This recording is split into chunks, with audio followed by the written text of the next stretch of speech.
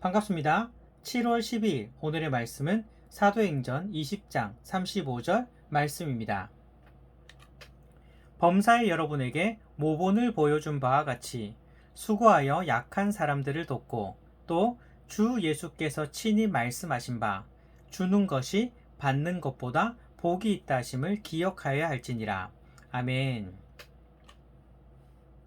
7월의 본성은 유용성입니다. 유용성이란 섬기기 위해서 일정과 우선순위를 양보하는 것입니다. 오늘의 실천사항은 주는 자가 된다입니다. 유용성이란 내가 중심이 되는 삶이 아니라 내가 섬기는 하나님이 중심이 되어지고 내가 섬기는 다른 사람이 중심이 되는 삶입니다. 이를 위해서 내 일정과 나의 우선순위도 내가 섬기는 자를 위해서 헌신하는 것입니다.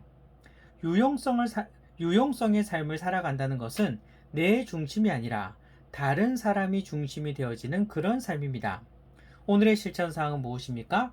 주는 자가 되는 것입니다.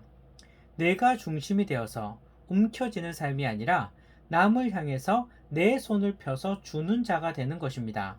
즉, 내가 우선이 아니라 다른 사람이 우선이 되어지는 그런 삶입니다. 오늘 본문을 보시기 바랍니다. 오늘 본문은 약한 자를 도울 것에 대하여 말씀하십니다. 그러면서 무엇을 기억하라 라고 말씀하십니까? 예수님께서 말씀하신 것과 같이 주는 것이 받는 것보다 복이 있다는 것을 기억하라는 것입니다. 이런 삶을 살아가길 바랍니다. 주는 것이 받는 것보다 복이 있다는 주는 것이 받는 것보다 복이 있다는 주님의 말씀을 기억하면서 약한 자들을 돌아보고 베푸는 그런 삶을 살아가기를 소망합니다. 솔직히 사람의 마음은 어떨까요?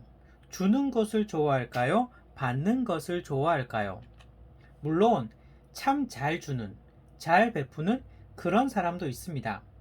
하지만 많은 사람들은 주는 것보다는 받는 것을 훨씬 좋아합니다. 뭔가 받으면 참 마음이 기쁩니다. 공짜라면 양잿물도 마신다는 우스갯소리가 있지 않습니까? 사람들은 내가 가진 것으로 다른 사람들에게 베푸는 것보다는 받는 것을 좋아합니다. 아니면 베푼다 하더라도 give and take, 즉 내가 받은 만큼 주려고 하니 무조건 베풀려 하는 사람은 그렇게 많지는 않습니다. 그러나 주님은 분명히 말씀하십니다. 주는 것이 받는 것보다 복이 있다는 것입니다. 그렇다면 왜 주는 것이 받는 것보다 복이 있을까요? 그렇다면 왜 주는 것이 받는 것보다 복이 있을까요? 세상적인 논리로는 뭔가 맞지 않습니다. 받으면 내가 가진 것에서 플러스가 되고 주게 되면 내가 가진 것에서 마이너스가 된다고 생각하는 것이 세상 논리입니다. 그래서 내가 베풀려고 해도 내가 가진 것에서 마이너스가 돼도 별 지장이 없을 정도로만 베풀려고 하지 않습니까? 하지만 하나님 나라의 법칙은 그렇지 않다는 것입니다. 오히려 하나님 나라의 법칙은 주는 것이 복이 있다고 말씀하십니다. 그 이유가 무엇일까요? 첫 번째는요, 주는 자의 마음에 기쁨이 넘치기 때문입니다. 사람들은 받는 것이 훨씬 기쁘다고 생각할 수 있습니다. 하지만 주는 자가 받는 자보다 훨씬 마음이 기쁠 수 있습니다. 예를 들어 볼까요? 사랑하는 연인이 상대방을 위해서 선물을 준비할 때 그 마음이 어떨까요? 그 사람을 위해서 뭘 선물할까? 고민하고 또 고민하고, 그리고 내가 가진 돈으로 선물을 사서 예쁘게 포장을 하고요. 편지도 쓰고, 그리고는 선물을 줄 날을 손꼽아 기다리면서 하루하루를 보내는 것입니다. 내가 받는 것이 아닌데, 내가 주는 것인데도 오히려 받는 사람보다 더욱 기쁜 것입니다. 왜 그럴까요?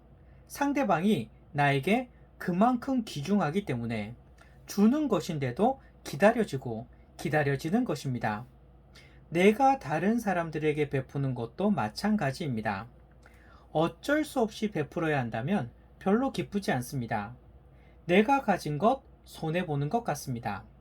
그래서 어쩔 수 없이 어느 정도만 손을 내밀고는 끝입니다. 하지만 기쁨으로 베풀기 위해서는요, 어쩔 수 없이라는 그 단어를 지워버리기 바랍니다. 그 사람을 내 마음에 품기를 바랍니다. 그래서 내가 가진 것으로 베풀기 전에 마음을 먼저 베풀어야 합니다. 다시 한번 말씀드립니다. 내가 가진 것으로 베풀기 전에 마음을 먼저 베풀어야 합니다. 그래야 베푸는 것이 기쁨이 되어집니다. 이렇듯 주는 자의 마음에 기쁨이 넘치기에 받는 것보다 주는 것이 복이 있는 것입니다. 그런데 주는 것이 받는 것보다 복된 두 번째 중요한 이유가 있습니다. 세상적인 상식으로는 베푸는 것은 내가 가진 것에 마이너스가 되는 삶입니다. 만약에 내가 10만 원을 가지고 있었는데 5만 원을 베풀었으면 결국 나에게 남는 것은 5만 원이 남는 것입니다. 이것이 세상적인 방식이고 세상적인 상식입니다. 하지만 하나님께서는요, 하나님께서는요, 이 상식을 뒤집어 놓습니다. 하나님께서는 이 상식을 뒤집어 놓습니다.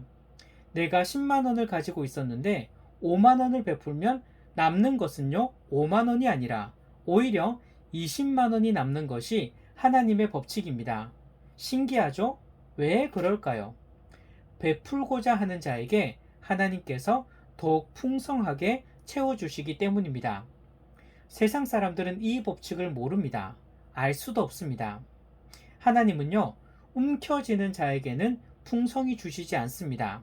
그렇기에 움켜쥐면 풍성해지는 것이 아니라 오히려 빈곤해지는 것입니다. 하지만 남을 향해 손을 펴는 자에게, 베푸는 자에게 하나님께서는 더욱 풍성히 베풀 것을 채워주시기에 베풀면 베풀수록 더욱 내 삶이 풍성해지는 것입니다. 이것이 바로 세상 사람들은 이해할 수 없는 하나님 나라의 신기한 법칙입니다. 오늘 본문을 기억하시기 바랍니다. 주는 것이 받는 것보다 복이 있다고 말씀하신 예수님의 말씀을 기억하며 약한 자들을 도우라고 말씀하십니다. 그렇습니다. 우리 주위에는요, 항상 약한 자들이 있습니다. 그들을 외면하지 마시기 바랍니다. 우리의 손길을 필요로 합니다. 그들에게 베풀 때 내가 가진 것이 마이너스가 된다고 생각하지 마시기 바랍니다. 하나님께서는요, 베풀려고 손을 내미는 그 사람에게 더욱 풍성하게 채워주십니다. 베풀면 베풀수록 더욱 내 삶이 풍성해지는, 베풀면 베풀수록 더욱 내 삶이 풍성해지는 놀라운 하나님의 역사를 날마다 경험합시다. 베품으로 풍성함을 누리는 밀락 성도님들이 되시기를 바랍니다.